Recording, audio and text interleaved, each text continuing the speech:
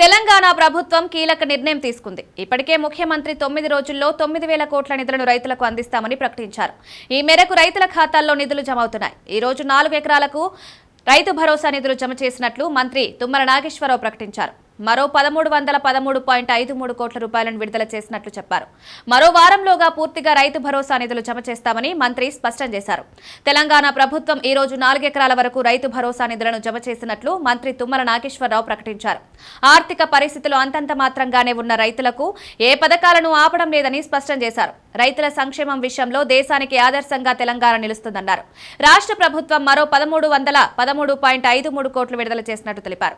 దీంతో మరో 21.89 లక్షల ఎకరాలకు సంబంధించిన 6.33 లక్షల మంది రైతుల లబ్ధి పొందుతున్నారని, ఇప్పటి వరకు మొత్తం 5,215.26 కోట్లు రైతు భరోసా కోసం విడుదల చేసి 58.04 మంది రైతులకు సహాయం అందించినట్టు తెలిపారు.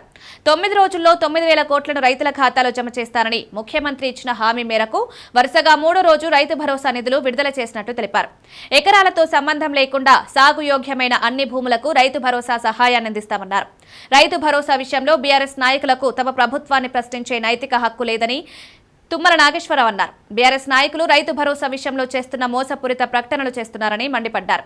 గతంలో బీఆర్ఎస్ ప్రభుత్వం ఒక సందర్భంలో మినహా వానాకాలం రైతు బంధు సహాయం ఎప్పుడూ సాగు కాలానికి ముందుగా ఇవ్వలేకపోయిందని విమర్శించారు.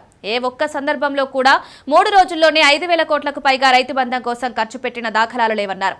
బీఆర్ఎస్ ప్రభుత్వం చేసిన అనాలోచిత పాలనతో రాష్ట్ర ఆర్థిక వ్యవస్థ దెబ్బతిన్నా మా ప్రజా ప్రభుత్వం వచ్చిన తర్వాత తెలంగాణ రైతులకు ఇచ్చిన మాట ప్రకారం దేశానికి ఆదర్శంగా 2 లక్షల లోపు రైతు రుణమాఫీ పథకాన్ని పూర్తి చేసి చూపించామన్నారు.